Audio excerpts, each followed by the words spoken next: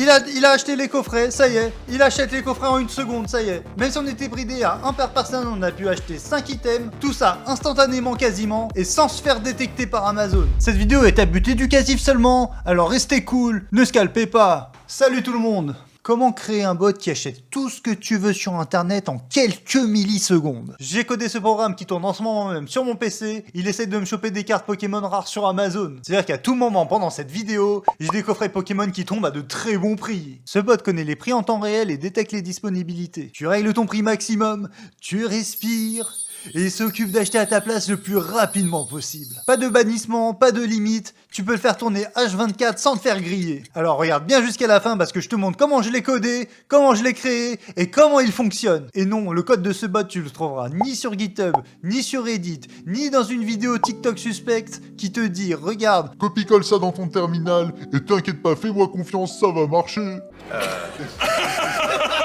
Là, je vous parle pas juste de clics automatisés dans un navigateur. Ce bot, c'est une vraie machine de guerre. Il imite le comportement humain, il bypass les limites d'Amazon, il peut même passer par torrent pour camoufler totalement ton IP et ton identité. Alors oui, j'utilise des méthodes 100% gratuites, mais c'est des méthodes solides et pas un script de script qui dit. Si t'es pas à l'aise avec la programmation, tu risques de galérer à recréer un tel programme. Alors si tu veux tout de même comprendre comment scalper des sites web, dis à ton pote programmeur de regarder cette vidéo. C'est parti!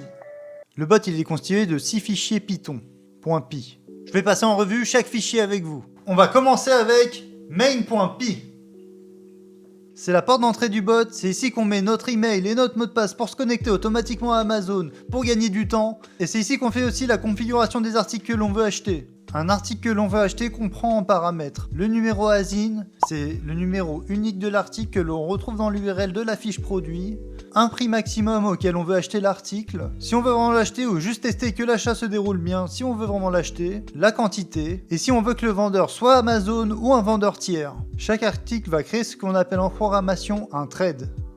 Un thread, c'est ni plus ni moins que du code que l'on exécute en parallèle de ce même programme avec d'autres threads. Dans le cas de mon bot, un thread, c'est un article Amazon. Ça va ouvrir le navigateur Chrome pour se connecter. Une fois qu'on est connecté, on attend que l'article que l'on veut soit disponible. Et celui qui va lui dire que c'est disponible, c'est encore un autre navigateur Chrome qui, lui, passe via un proxy local Tor. Je vais revenir dessus un peu plus tard. Maintenant, on passe à la connexion avec login.py. Alors login.py, c'est là que j'ouvre le navigateur via le clear web pour que l'on se connecte directement à Amazon au démarrage du bot, avant même que le produit soit disponible pour gagner du temps. Là je vous préviens, Amazon peut déclencher des mesures anti-bot, comme un CAPTCHA par exemple, mais je vous rassure, il existe des librairies qui permettent de remplir automatiquement le CAPTCHA via de l'OCR, c'est-à-dire de la reconnaissance optique de caractères. Ça nous permet d'écrire le CAPTCHA automatiquement dans le champ texte voulu. Je vous mets le lien de cette librairie en description. Et une fois qu'on est connecté, on doit juste attendre que l'article soit disponible. Et ça va être grâce au prochain fichier, qui est checkavailability.py. C'est ce fichier qui va s'occuper de rafraîchir la page de la fiche produit à la vitesse que vous voulez. Moi j'ai mis 500 millisecondes parce que je suis un gros bourrin. Donc ça veut dire que toutes les 0,5 secondes, donc 500 millisecondes, ça rafraîchit la page pour voir s'il y a du stock disponible ou un changement de prix.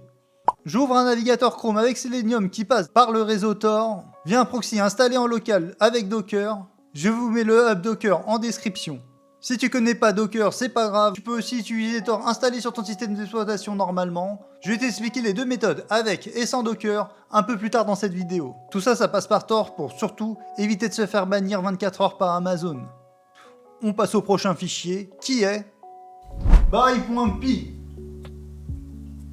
Vous l'aurez compris, c'est le fichier qui s'occupe d'acheter l'article automatiquement. Le fichier est assez simple en soi. On utilise le navigateur ouvert avec Selenium de tout à l'heure qu'on a utilisé pour se connecter à Amazon, mais on pourrait très bien faire 100% de requêtes à partir de là.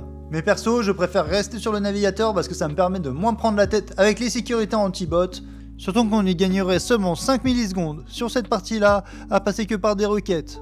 Cependant, je vais quand même nuancer parce que je ne fais pas que des clics sur le navigateur, mais j'injecte un formulaire qui est un formulaire que Amazon utilise, et je le réinjecte et je le soumets avec mes informations pour aller encore plus vite. En soi, c'est le résultat d'un clic qu'on ferait normalement, mais là j'arrive directement à la soumission du formulaire pour aller encore plus vite, tout en restant dans le navigateur et donc en esquivant les sécurités anti-bot. Et je peux vous dire que c'est super rapide. Le fichier, il est aussi simple que ça. Bien sûr, pour cette partie-là, il faut pas oublier d'enregistrer ses informations personnelles dans son compte Amazon, comme l'adresse de livraison ou encore ses informations bancaires pour ne pas les ressaisir à chaque fois. Là, le processus d'achat, en fait, c'est la fonctionnalité d'achat en un clic d'Amazon. Donc si vous connaissez pas ce processus d'achat, c'est un processus d'achat qui permet en 2 clics seulement de faire son achat et de se faire livrer. Maintenant, on va rentrer dans la partie encore un peu plus technique sur le navigateur avec le fichier driver.py.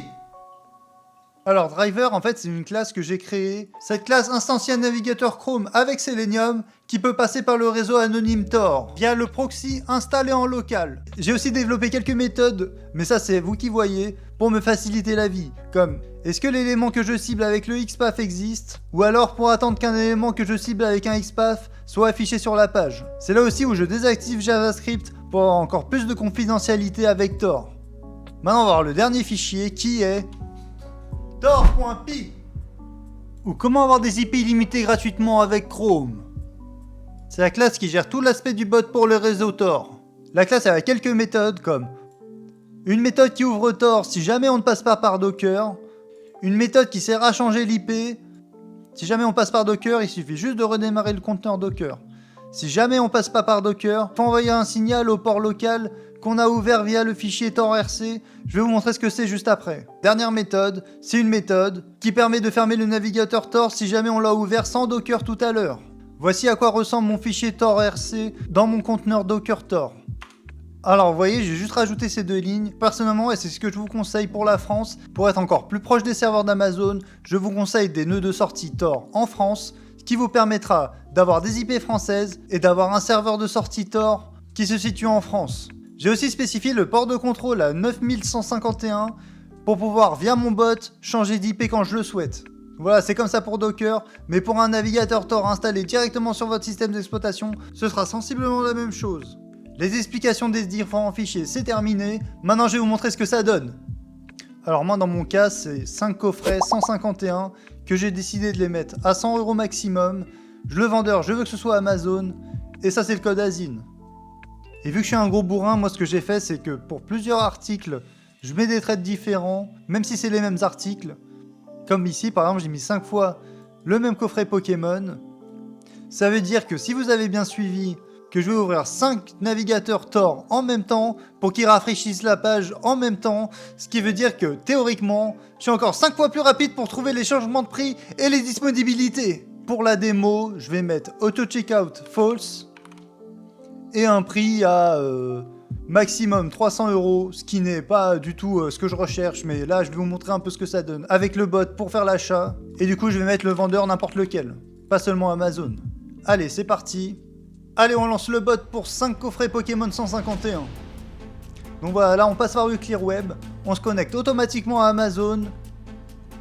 On n'a pas eu de captcha, mais c'était pas grave, si on en avait eu un. Voyons voir ce qui se passe dans les logs. Alors là, voilà, il résout les captcha côté réseau Tor anonyme. Maintenant, il rafraîchit toutes les 500 millisecondes et vous voyez, tout de suite déjà, il a trouvé qu'il y avait une disponibilité. Il a acheté les coffrets, ça y est. Il achète les coffrets en 1 seconde, ça y est. Même si on était bridé à 1 par personne, on a pu acheter 5 items. Tout ça instantanément quasiment et sans se faire détecter par Amazon. Que demander de plus? Maintenant, on va en venir à la dernière partie. N'hésitez pas à donner un like ou à laisser un commentaire si vous voulez voir plus de vidéos comme celle-là. Je finirai en disant que bien sûr, le bot doit être optimisé si on veut acheter des milliers et des milliers d'articles en même temps.